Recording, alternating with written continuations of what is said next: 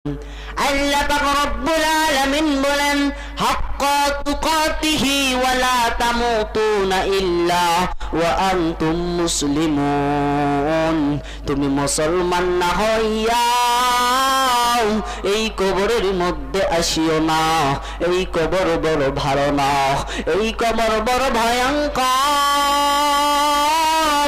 এই কবরের আযাব তুমি সইতে পারবা না, এই কবর বড় ভয়ঙ্কর। হযরতে ফাতেমা রাদিয়াল্লাহু তাআলা আনহা যখন ইন্তেকাল করবেন, ও পর্দার আড়ালের মা মনোযোগ দিয়ে শুনবেন, ও মুরব্বি বাবা, ও যুবক বন্ধু, কোন দিকে কোন নজর দিবা না, দিলটা নরম কইরা শুনবাম।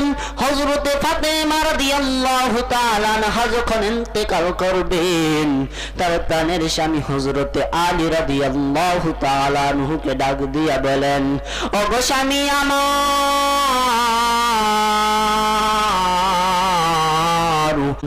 আল্লাহ পাক রব্বুল আলামিন বলেন হাক্কা তুকাতিহি ওয়া লা তামুতুনা ইল্লা ওয়া আনতুম মুসলিমুন। তুমি মুসলমান না হইয়া এই কবরের মধ্যে আসিও না।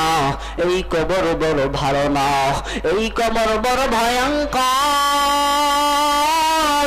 এই কবরের আযাব তুমি সইতে পারবা না, এই কবর বড় ভয়ঙ্কর।